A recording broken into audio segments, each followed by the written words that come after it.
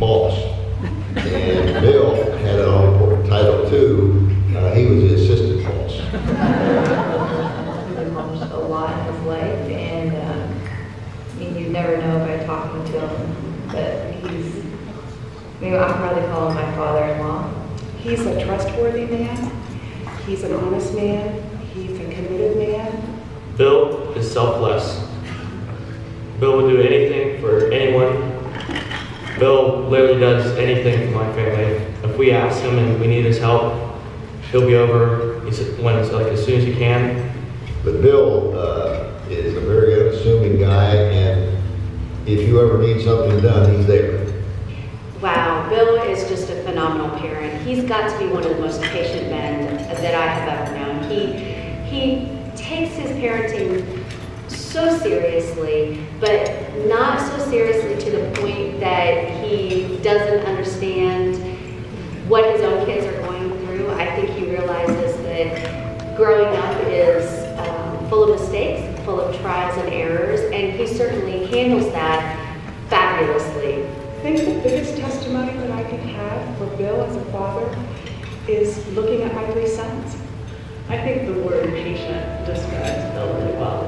I think humble, humility, grounded. I mean, I think the biggest thing, we never wanted for anything in our lives, but I don't think that any of us throughout our lives have ever felt that we were better than anybody else. I would say the greatest thing my dad ever taught me, without ever having to say a word, was probably to be self-giving. If you can physically help somebody in need, then you do it. He cares about everyone, and he tries to help everyone out as much as he can. So I'm so proud, as I know our dad would have been, to see how Bill raised his 3 sons. And most of us, well, all of us, I guess, I would say, learn the fatherhood technique from their dads. And I know Bill learned his from his dad, and he had a wonderful dad, and he's blessed for that, I know. Bill is a all-American role model.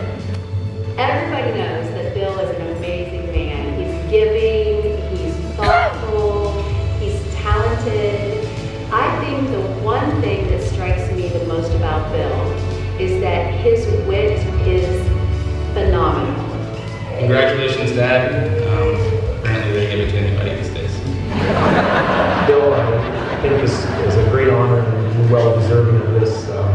And I hope that our sons can take a little bit from you and make their lives just like yours. Congratulations, Bill. I'm so happy for you. We love you, Bill. Congratulations, Grandpa. We're very proud of you. We love you. The Fatherhood Award is one that is precious. So enjoy it, and I know you will. Congratulations, Dad. You deserve this. Congratulations, Bill. You totally deserve it. There's no words any of us can come up with to thank you enough for everything you've done for us. Oh, Bill. Congratulations. We love you. So Bill, from the bottom of my heart, congratulations. I can think of nobody in my world that could deserve what you're able to bestow upon you today. And I know that how much fatherhood means to you. And so this is probably one of the greatest honors you've ever had. And I know you've got lots of trophies and you've got lots of things that you've done in your life. But to be able to be honored for being a father has to be the greatest gift. Congratulations. Bill Wilson, ladies and gentlemen.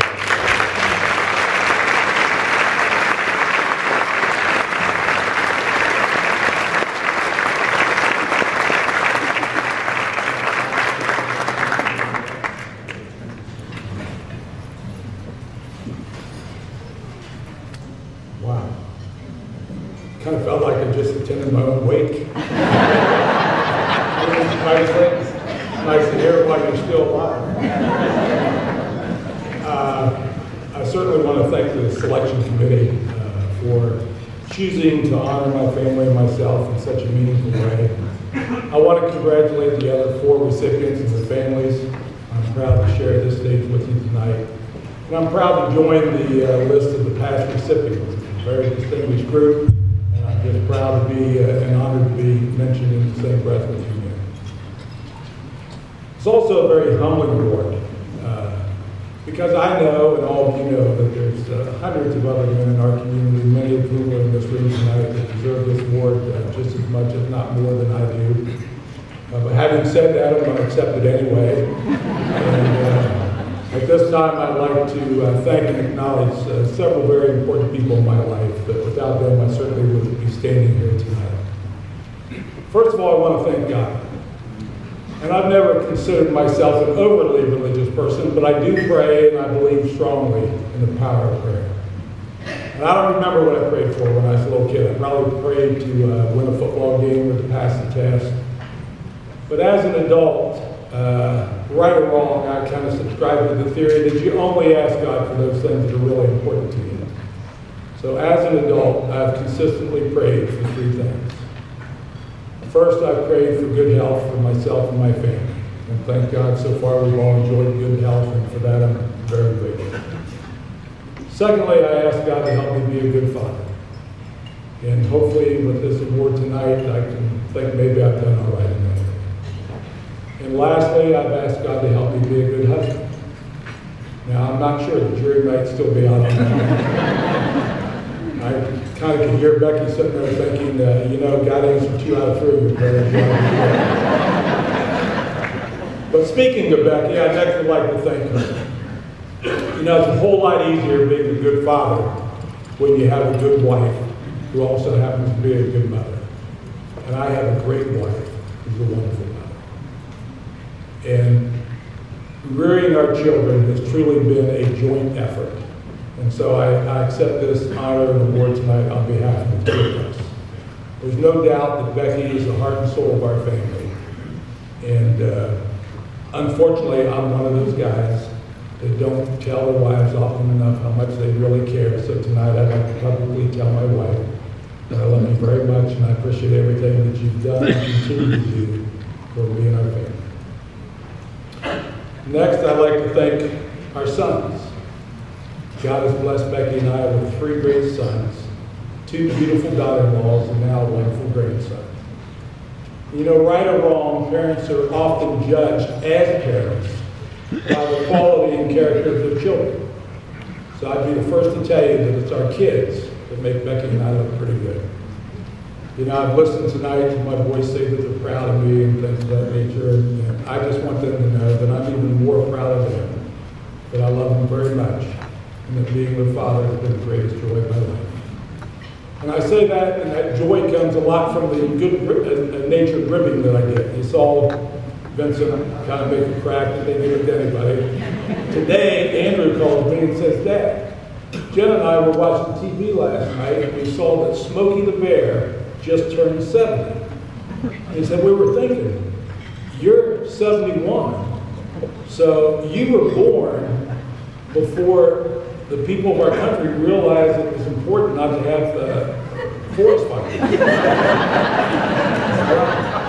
That might have been a long time ago. So anyway, I get a lot of that. They don't stop, but I enjoy every minute of it. Next, I'd like to thank my father, who passed away about 18 years ago. When I first became a father, I didn't go to any seminars or any classes or read any books about parenting, and my father never once talked to me about the responsibilities of fatherhood.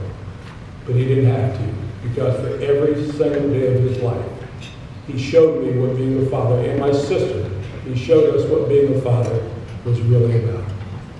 He was a kind, quiet, caring man who loved us unconditionally and made sure that we knew it. And I can tell you that I heard my boys also talk about support. Well, my father was so supportive. Other than when I was traveling around the country playing lacrosse for Notre Dame, my father never missed a single event that I ever participated in. So I can assure you that any and all good attributes that I may have as a father comes directly from the example that was shown to me by my father. And for that, I'll be forever grateful to him. I'd next like to thank Burl Lemon and the Forever Dads organization. Not just for this award, which I greatly appreciate, but more importantly for what they do for our community. Not everybody's fortunate enough to have the kind of father that I have and that many of you have. And sometimes when those men find themselves as a father, They're not necessarily equipped to accept the responsibilities of fatherhood. And that's where Forever Dad steps in. And they mentor and teach them and help them accept those responsibilities. And not only improves the lives of that father, but more importantly, improves the lives of his children and his children after that for generations to come. And that not only helps that particular family, but it strengthens our entire community and our nation. So they're to be commended and applauded for the work that they do. And lastly, I'd like to thank all of you, because by your presence here tonight, you're supporting the Forever Dads organization and allowing them to continue to do the good work they do in our community. So thank you very much.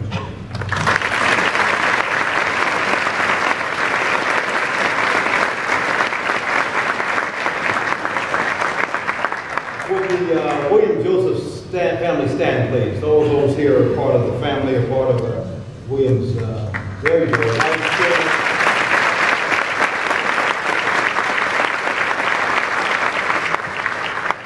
I would say this, and I don't know if I've told you this publicly, but I appreciate you and I owe you a thank you. You know, I was summoned to come to your court.